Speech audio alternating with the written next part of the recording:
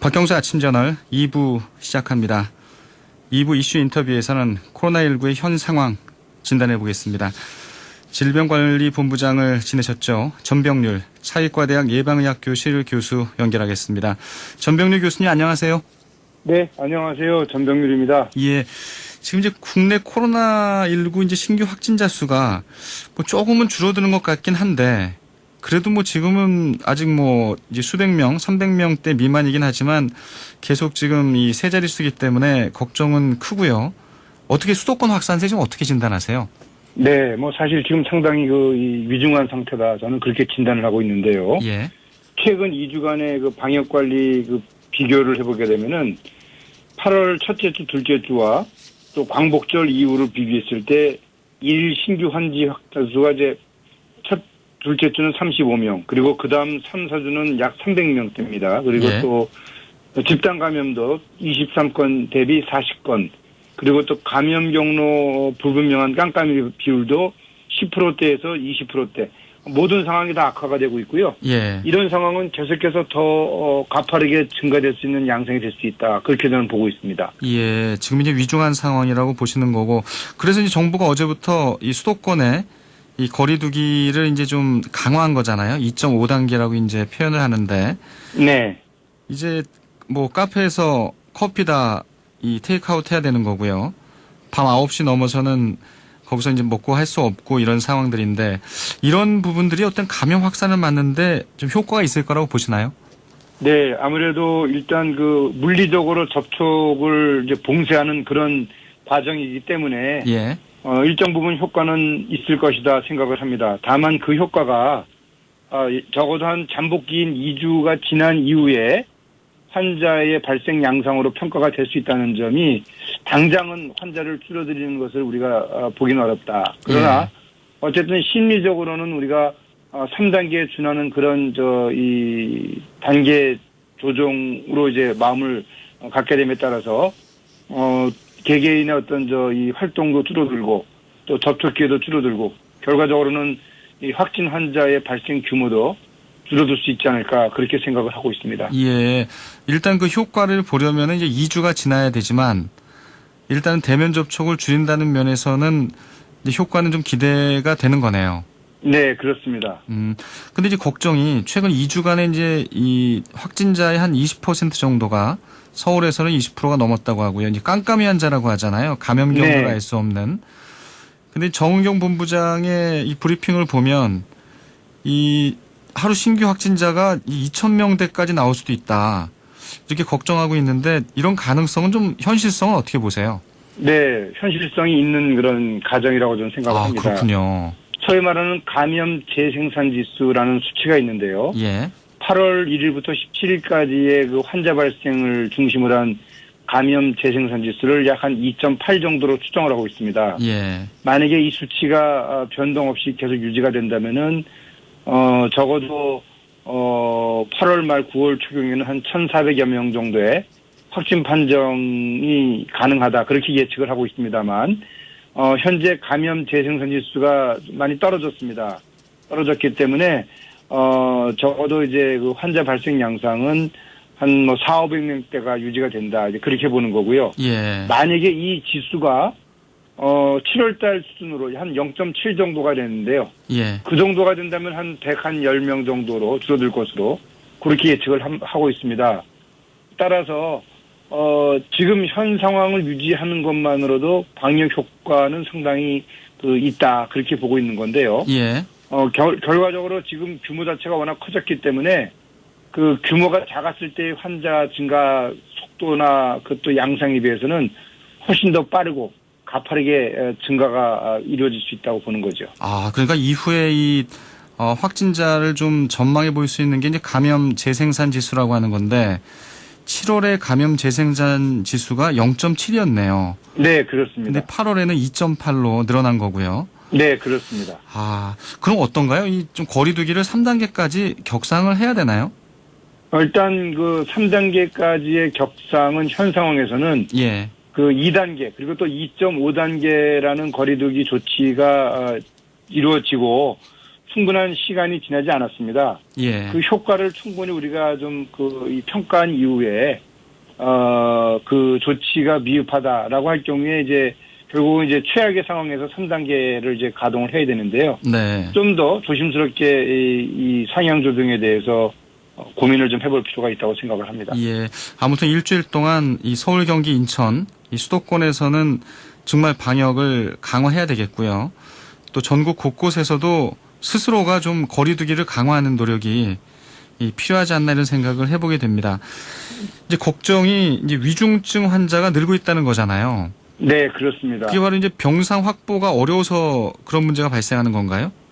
뭐 아직까지는 그 위중증 환자들이 그 병원에 입원하는 데는 문제는 없습니다. 예. 다만 이제 환자 규모가 커지다 보니까 그 중에서 이제 기저질환이 있거나 또 고령 연령층에 해당되는 분들이 산소 치료를 필요로 하는 그런 위중증 환자가 이제 발생을 하는 거죠. 예. 현재까지 그 파악된 자료에 따르면은 수도권에서 입원 가능한 위중증 환자용 병상이 25개 정도에 불과한 그런 상황이기 때문에 이 환자 숫자가 계속 늘어나게 되면은 아무래도 위중증 환자들이 입원 진료를 받는데 좀 어려움이 있을 수가 있다고 생각을 합니다. 예. 아무튼 그 확진자 수를 좀 줄여야 되는 게 이 절체절명의 상황이네요. 예. 이제 사랑제일교회가 이 누적 확진자 수가 1,000명을 넘어섰더라고요. 네. 근데 유독 이 교회에서 확진자가 이렇게 두드러지게 많이 나오는 이유는 뭔가요? 네, 뭐 사랑제일교회에서의 그 종교 활동하는 장면을 영상으로도 그래도 자주 접하고 있습니다. 예. 목사님이나 또 신도 여러분들이 상당히 그 촘촘한 가운데서 예배 활동이 이루어지고 있고요. 또 최근에 이 확인된 바에 따르면은 8월 9일 전후로 해가지고 사랑제일교회 그 신도분들이 예. 합숙 이 수련회가 있었다고 합니다. 예. 그 당시에 이제 이 상당수 인원들이 밀폐된 공간에서 숙식을 같이 하면서 아무래도 그 환자 한 명이 여러 명의 접촉이 이루어지면서 집중적으로 환자가 늘어난 것이 아닌가 이제 그렇게 생각을 하고 있고요. 예. 또 이 교회 활동 중에서의 또 목사님의 설교 과정에서 상당한 그런 비말 전파 가능성이 높아지는 행동들이 많은 걸 우리가 목격할 수가 있었는데요. 그런 부분들이 신천지 교회와 마찬가지로 단기간 내 종교 활동에서 환자가 급증한 그런 원인이 아닌가 생각을 합니다. 예. 아무래도 같이 지내는 이 합숙에 이 큰 원인이 있었다는 생각이 좀 드는군요. 네, 그렇습니다. 예.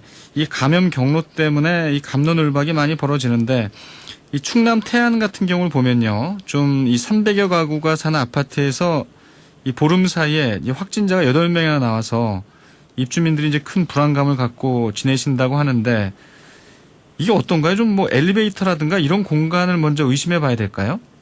네, 아무래도 이제 이 아파트 생활이라는 것이 예. 불특정 다수와의 접촉이 우리가 모르는 사이에도 계속해서 반복적으로 이루어질 수가 있는 경우죠. 뭐 엘리베이터뿐만 아니라 현관 로비를 지나면서 또 계단을 오르락내리락 하면서 여러 사람들과 접촉을 할 수가 있는데요. 그 경우에 이제 예를 들어서 직접 대면에 의한 비말 전파도 있지만 네. 이런 어떤 이 손잡이라든지 현관 문이라든지 그런데 이제 또 비말을 통해서 바이러스가 오염이 되면은 그런 물건들을 만질 때마다 손에 바이러스가 이제 묻어나고요. 또 그 경우에 이제 오염이 될 수가 있는 거죠. 이렇듯이 이 공동생활을 하는 경우에는 우리가 모르는 그런 감염자가 늘 있다고 생각을 한다면은 예. 마스크 착용이라든지 손 씻기 생활화 이런 개인위생 수칙을 철저히 지켜야지만이 공동생활 공간에서의 집단 감염을 최소화할 수가 있다고 생각을 합니다. 예. 그러니까 이 아주 그 초보적인 이 방역, 이 지침이라고 할 수 있는 마스크 쓰기, 손 씻기, 이게 이만큼 중요한 거네요. 네, 그렇습니다. 예. 근데 어떤가요? 이제 환기구나 이런 걸 통해서도 좀 감염이 될 수 있나요? 왜냐하면 구로구 아파트의 경우에는 이 환기구가 좀 의심스럽다 이런 지적이 있었잖아요. 네, 물론 이제 지금 그런 추정은 2003년도 사스 발생 시에도 있었고요. 예. 또 2015년도 메르스 발생 시에도 평택 성모병원에 최초 입원했던 환자가 있었던 그 병실 내에서도 에어 컨디션이라든지 이런 환기를 통한 감염에 대한 논란이 있었습니다만 결과적으로는 입증이 되지는 않았습니다. 이번 구로구 아파트 경우에도 그 동일한 이 복도에 있는 그 가구에서 연쇄적으로 환자가 발생을 했고요. 또 환기구 등의 검체 검사를 했습니다만 다 음성 판정이 나왔죠. 예. 그렇기 때문에 이런 환기구를 통한 그런 감염 경로를 우리가 추정하기보다는 말씀드린 것처럼 오며 가며 사람들 간의 접촉이라든지 또 엘리베이터 안에서의 여러 물체에 대한 비말이 전파됐다든지 뭐 그런 경우를 더 그 감염 가능성이 높은 것으로 추정을 할 수가 있죠. 예. 교수님 끝으로요. 네. 뭐 백신이 기다려도 뭐 내년이나 돼야 나온다고 다들 이제 얘기를 하시는데 어떤가요? 이제 최근에 이제 확진자가 폭발적으로 늘면서 이 렘데시비르라고 하잖아요. 네. 렘데시비르를 좀 이 고령 환자들에게 이제 우선 투약한다고 하는데 어떤 효과를 좀 기대할 수 있을까요?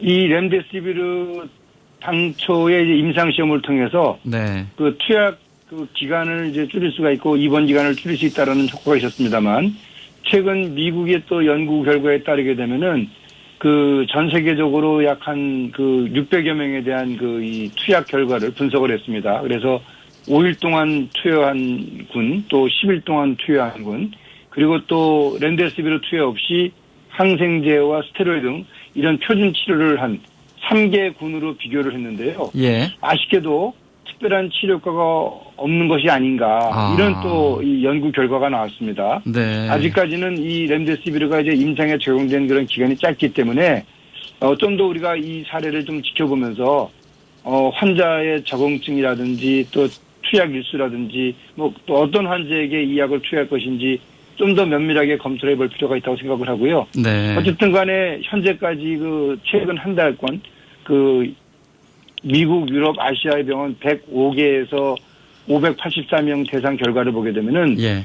임상적으로 그 효과가 불확실하다. 그렇게 이제 결론을 내렸습니다.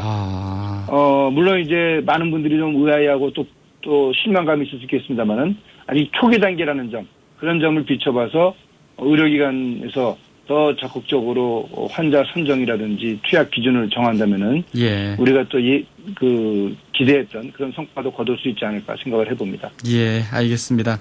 지금 수도권에서는 이 사회적 거리두기 2.5단계가 시행 중인데요. 다들 마스크 잘 쓰시고요. 손 잘 씻으시고 대면 접촉을 최소화하는 게 가장 필요한 시점이 아닌가 싶습니다. 오늘 말씀 잘 들었습니다. 네, 감사합니다. 전병률 전 질병관리본부장이었습니다.